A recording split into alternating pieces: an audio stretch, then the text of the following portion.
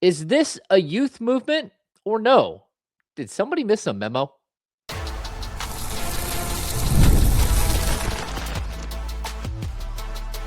You are Locked On Kings, your daily Sacramento Kings podcast, part of the Locked On Podcast Network. Your team every day. Welcome in. I am James Hammer, Kings Insider for ESPN 1320 and the Kings Beat. I'm also the new host of Locked On Kings. Thanks for making us your first listen of the day. I am a longtime credentialed media member covering the Sacramento Kings, also a member of the Pro Basketball Writers Association, and again, host of Locked On Kings, which is part of the Locked On Network, which is now the number one sports podcast network. All right, let's dive into a very, very busy show. First up, we're gonna hit 6 quick thoughts at the end, like we have the last couple of shows. Anytime the Kings play, we hit 6 quick thoughts after the game. You can also find those on social media at James_NBA, James_Ham NBA. There we go. Rough start to the show.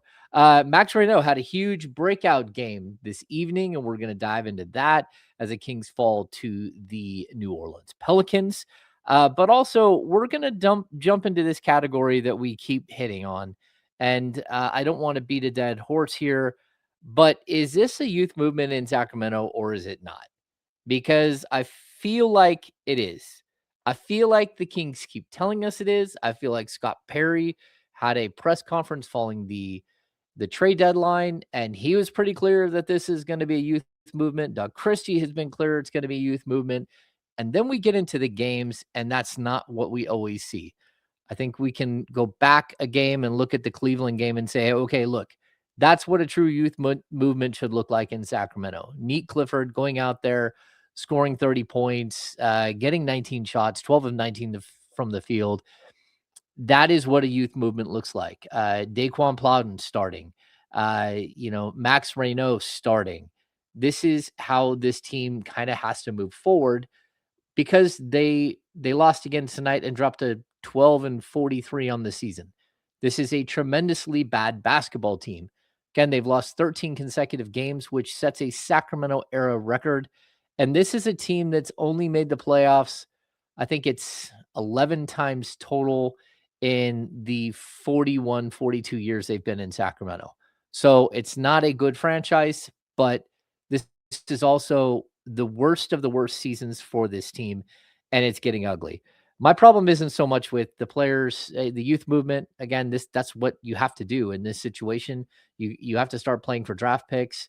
You have to start playing for player development. And again, the Kings have a small grouping of players that are getting some of that opportunity. The list isn't long, but guys like Neat Clifford, guys like Max Reno, guys like Dylan Cardwell, again, Daquan Plowden, who's on a 2-way contract, Devin Carter, who was a lottery pick last season and is just now finding a way to get on the court for consistent minutes. But then we have the veterans, right? And in a game like tonight, a lot of the veterans are sitting and they've got quote unquote injuries. I'm not going to dive into what each of those injuries might be and whether they're legit or whether they're not. But the Kings walked into a game against a marginal at best, not even a very good New Orleans Pelicans team with no Domantas Sabonis, no Malik Monk, no DeAndre Hunter, no Keegan Murray, who's been out for a long time, and no Zach LaVine. So they're shorthanded. They have 10 players. But Russell Westbrook, I hate calling out a seasoned pro, a first ballot Hall of Famer, an incredible player who is the all-time leading rebounding guard. He moved ahead of Magic Johnson this year on the all-time assist list. He keeps climbing the all-time scoring list. I think he's at number 13, just past Hakeem Olajuwon, either 13 or 14. Like, look, Russ is an all-time great. Over 2,000 steals in his career. But when I'm watching a game and it's supposed to be about the young players, it's not just about the young players getting to actually play minutes. It's about them getting opportunities. again, a month ago, 2 months ago, it's about them maybe getting some minutes, and we'll see how they do, and you pull them quick if it's going poorly, and if they're doing well, you give them a little bit more burn. Now this is a full-blown, like, youth movement in Sacramento, and watching the game tonight, I gotta be honest, I felt the same exact way I felt in the final minutes of the Cavs game on Saturday. Westbrook tonight scored 17 points in 21 minutes of play on 17 shots. Takes the most shots on the team by a long shot. And it's not just that he's taking shots, it's that some of these shots are just realistically, you have no business taking them. And I think at some point there has to be a conversation with Russell Westbrook about what this is about. And he talked after the Cleveland game and talked about leadership and having conversations with young players and all that stuff. That's fine. But you also have to see the action. You have to see whatever it is you're saying, it has to translate to the floor. And so again, I don't think it's fair to place blame on Russell Westbrook for the way the season's gone. I don't think, he's doing anything particularly like horrifically wrong.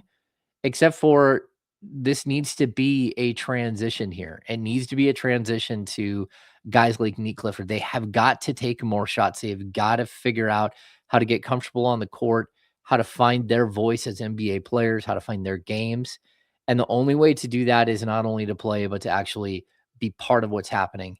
And so I'm hoping that we're going to see that.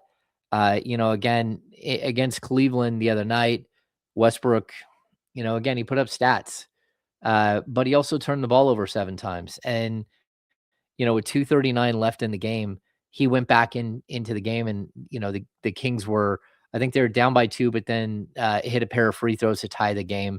And so you're heading down to the final stretch of the game. And these are moments for young players to take big shots, to make big decisions, to learn from the process. And Russell Westbrook went out and shot 3 threes in the final 2:39, missed all 3 of them. He also had an egregious foul with like 35 seconds left in the game that actually allowed the Cavs to take the lead with like, I think there was 18 seconds or 16 seconds on the shot clock for Cleveland, and it just not a good foul. And so, look, I don't know how this is going to play out, but you're heading towards a point in the season where, number one, we have one more game until the All-Star break. The Kings are going to finish up the pre-All-Star break schedule on Wednesday. I believe it's in Memphis. And then from there, when we see this team come out of the break next week, this team should look very different. It should be very much so a young team, a starting lineup that might be, 5 young guys or maybe, 3 young guys and 2 veteran players, and then you mix and match your veteran players as we finish out the season.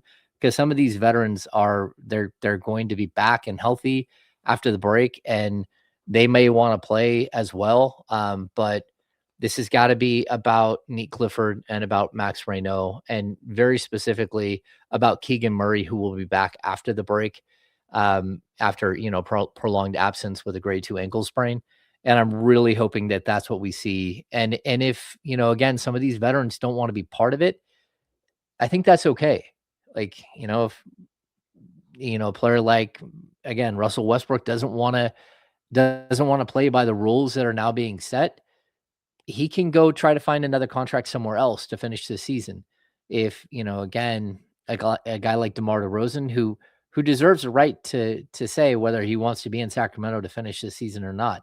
If he wants to sit down with the Kings and talk about a buyout for next year's, the $10 million he's owed for next year, maybe they'll listen, and maybe that's a way he can go finish out his season and potentially his career playing for a winner somewhere. But for right now, it's got to be about the young players, and hopefully that's what we see going forward. Somebody's going to have some tough conversations, and hopefully that's what goes on here during the break. All right, we're going to step aside. When we come back, Max Reno had this huge, tremendous game tonight, and we're going to dive into that and a lot more here on Locked On Kings. Finding a doctor you actually like can feel like discovering a diamond in the rough. Sure, you want someone who's in network, nearby, and has availability. but you also want a doctor who listens, makes you feel comfortable, and explains things clearly. That kind of doctor exists, and finding them is easy with ZocDoc. ZocDoc is a free app and website that helps you find and book highly qualified in network doctors so you can find someone you love without all the hassle. We're talking about booking in network appointments with more than 150,000 providers across all 50 states, covering over 200 specialties from primary care and dentistry to dermatology and eye care. ZocDoc makes the process simple. You can search by specialty or symptoms and actually build a care team that works for you. You can see real time availability and book instantly, no phone calls, no waiting on hold. You can also read verified patient reviews so you feel confident choosing a doctor you actually like. Stop putting off all those doctor appointments and go to ZocDoc.com/locked on to find and instantly book a doctor you love today. That's ZocDoc.com/locked on NBA. ZocDoc.com/locked on NBA. Thanks to ZocDoc for sponsoring this message. Also, we're the new year is here, and it's a perfect time to reset your routine and refresh your space. If you're spending a lot more time at home, you might as well love how it feels and looks. That's why you should turn to Wayfair. It's a one stop shop for getting your home back on track, from bedding and mattresses to storage solutions for every room. Wayfair makes it easy to start your year fresh. Wayfair has everything you need for a full home refresh all in one place, whether you're updating your living room, organizing your space, or upgrading your work from home setup. Wayfair's huge selection makes it easy to find exactly what works for your style. For me personally, I've been looking at a skee ball machine for my bar, which is random and weird, but that's the way I work. I also like the shuffleboard tables that they have. Really cool looking shuffleboard tables, which I might pick up one for my bar. But Wayfair has all kinds of stuff, and I absolutely love shopping there. So get organized, refreshed, and back on track this new year for way less. Head to wayfair.com right now to shop all things home. That's Wayfair, WAYFAIR.com. Wayfair, every style, every home.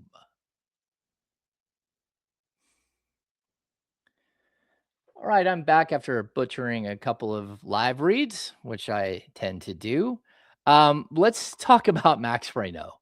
Max Reno has had an up and down season, but I do think that there's a lot to like about what we're seeing here from this young player.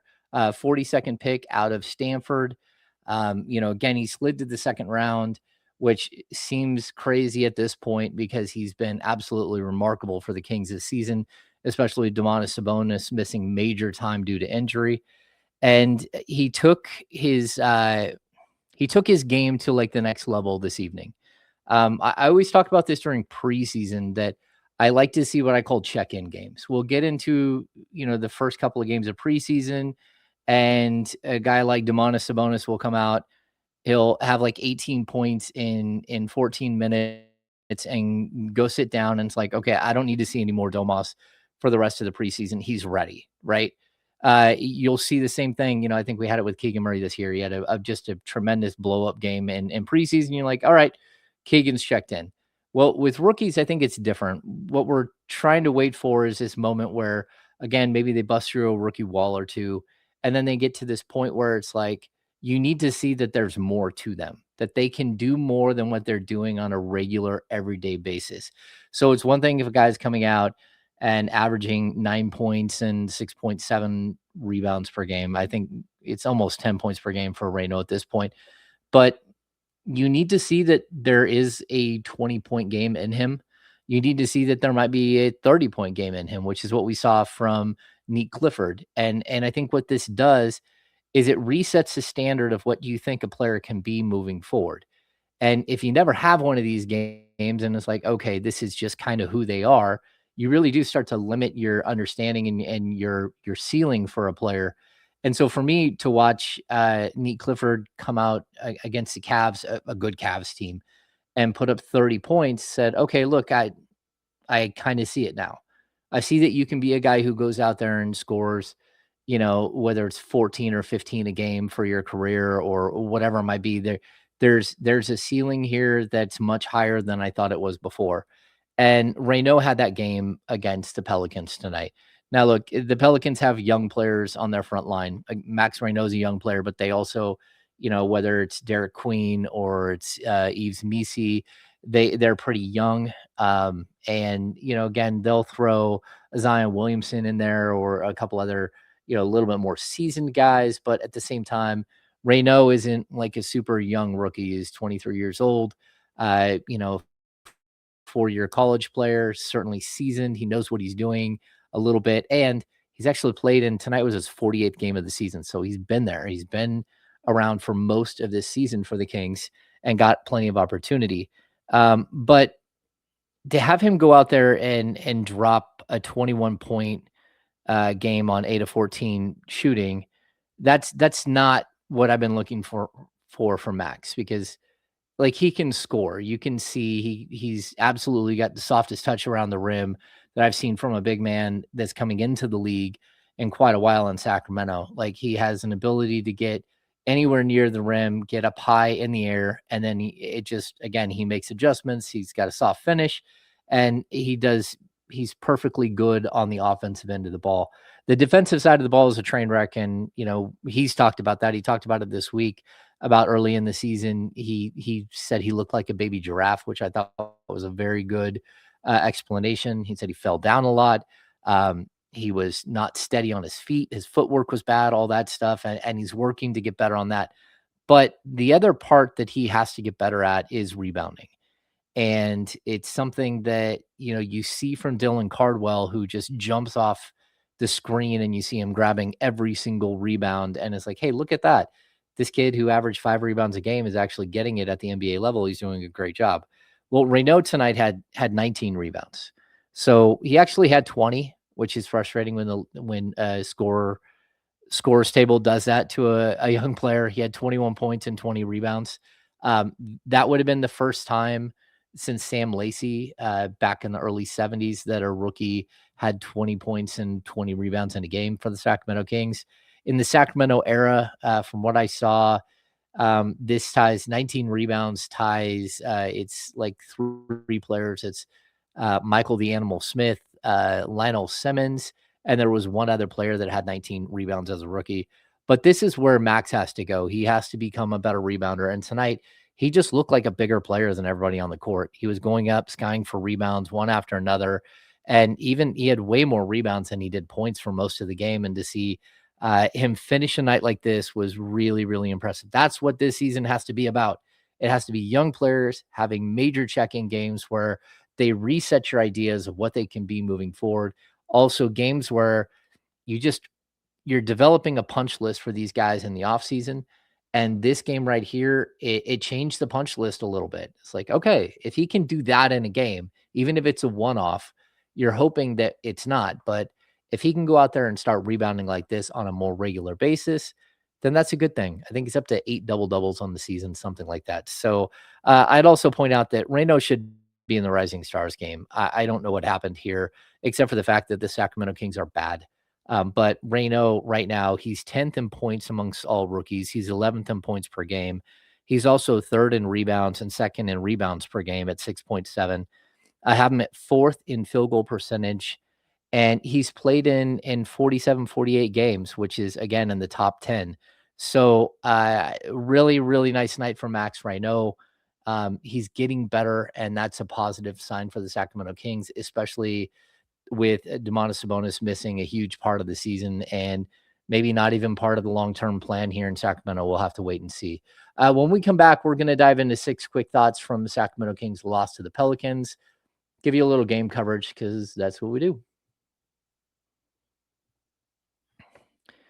Tax season doesn't have to take over your life. This year, TurboTax is making it easier than ever to just hand things off and move on with your day. With TurboTax full service, you can have your taxes done for you by a trusted local expert, start to finish without the stress or guesswork. Instead of spending hours trying to figure out forms, you can meet with a local TurboTax expert in person or connect online. They handle everything from W-2s to self-employment forms. They work with you to get every single deduction. You can upload your documents, go on about your day, and get updates right in the TurboTax app. For a limited time, you can have your taxes done by a local TurboTax expert for just $150 all in. If a TurboTax expert did not file your return last year, just file by February 28th. Take taxes off your plate and get back to your life. Visit turbotax.com/local to book your appointment today.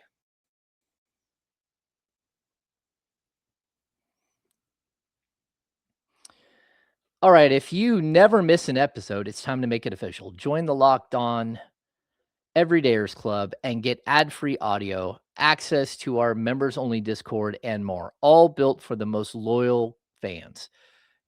Click in the description below or go to lockedonpodcast.com/everydayerclub or lockedonkings.supercast.com and become a member today. Really cool avenue if you're someone who watches every single show and just wants ad free and to dive right into the show here. All right, let's get to 6 quick thoughts.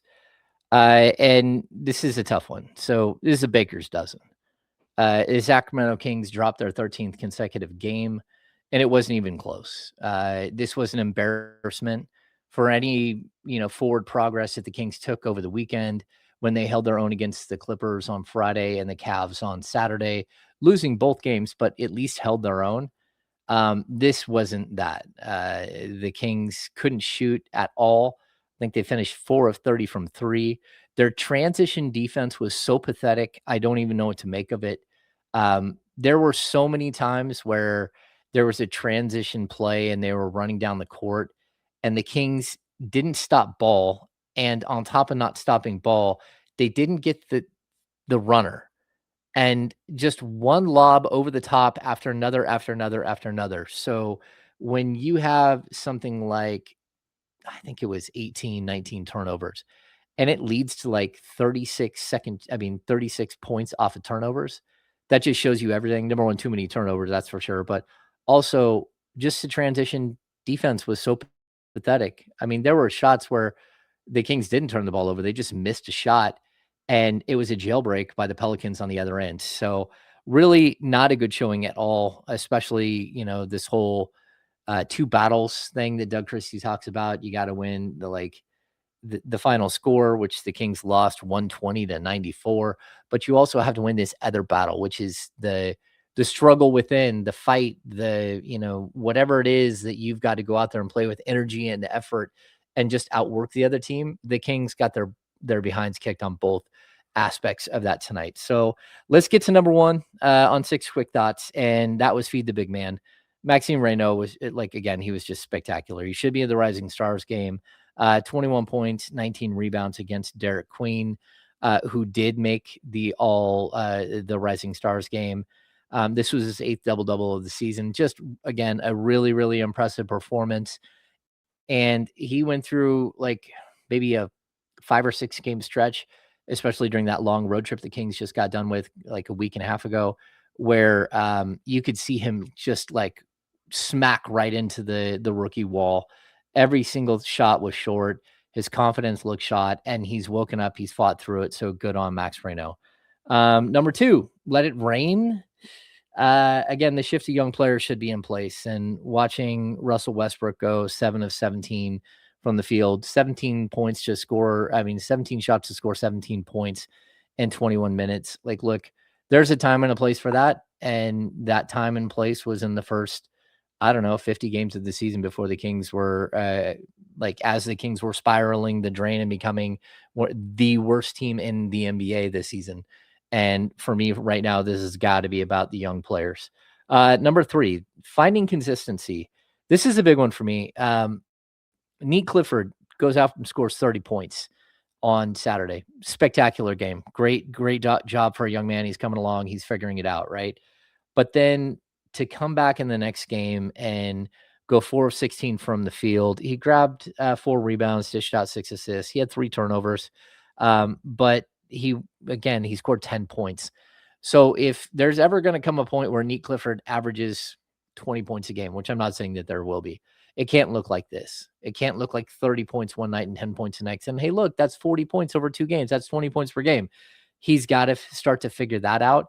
And also, this was his 24th birthday. So again, not a super young prospect, young in NBA standard for games played, but not by, again, there are going to be players that, that are his age that have 5 or 6 years of NBA experience in the league right now. And so at 24, his window is shorter just because he came into the league so much later. Let's get to number 4, which is cleaning glass. Dylan Cardwell, he just keeps doing it. I don't know what to make of this. Again, it's really fun to watch because he's got such a great spirit and he's such a solid young man. But he had his 4th straight game with 10 plus rebounds, and in 166 games at the college level over 5 years, he had 4 total 10 plus rebound games. Right now, I think this was game number 9 for him this season as an NBA player to get to the 10 rebound mark. And it's just crazy to watch a player figure out something that they should have figured out when they were in college. But good on him for figuring it out here at the pro level. So he finished the night with 6 points, 12 rebounds, 2 blocks, and 2 steals. Brought a bunch of energy. His fouls were spectacular, meeting guys at the rim and protecting the basket and really giving his defense a boost, even though the Kings played just about 0 defense tonight outside of what you saw from Dylan Cardwell. Let's get to number 5, which is getting his shot. Devin Carter, look, this is one of the strangest things, too, I've ever seen. We're talking about a lottery pick last year, and then he's just never been able to get in the rotation. He had the shoulder surgery that cost him like 6 to 8 months to open his career. He wasn't available until late January, early February last season. But this is somebody who just has not been able to work himself into the rotation at all. And a lot of that's because the Kings had too many guards. A lot of it is because the Kings didn't want to give him the opportunity. And for whatever reason, that's kind of been the way it's been for us throughout his career. And this is the first time that he's registered 20 plus minutes per game in a game in 4 consecutive games, which is crazy. So again, he's never played 20 plus minutes in a game. He did well tonight. He was okay tonight. I don't want to say he did well. His plus minus was a disaster. And you could see the second he stepped on the floor, the Kings had some problems, but he's learning. His change of speed and change of direction is like spectacular. Again, long wingspan, like very good defensive player, good rebounder. He's got to figure some things out, but whether it's for the Kings or whether it's for some other team, I feel like this last 27 games or whatever it is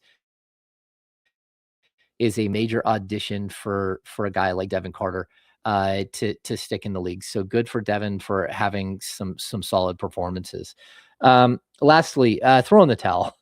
Man, just get to the All-Star break. That's it. The Kings are just a walking wounded. Sabonis, Levine, Monk, Murray, Hunter all sidelined. Hunter's eye is pretty messed up, and hopefully that's not going to be a huge issue. He's out at least 10 days. They're going to reevaluate him probably coming out of the break. Doug McDermott and Drew Eubanks played tonight because the Kings were down to 10 players. Really crazy. And none of this is going to get better until after the break. It sounds like a couple of these players didn't even travel with the team, so they won't be there on Wednesday for the finale. So you just got to play out the string here and hopefully the injury bug gets better after the All-Star break for this team. All right. Thanks for tuning in to Locked On this evening or this morning, whenever you're listening. If you don't mind, give us a thumbs up, subscribe to the channel, give us a rating and review wherever you listen to your podcast. Thanks for tuning in. Again, I'm James Hammer, Kings Insider for ESPN 1320 and the Kings Beat. We'll see you tomorrow.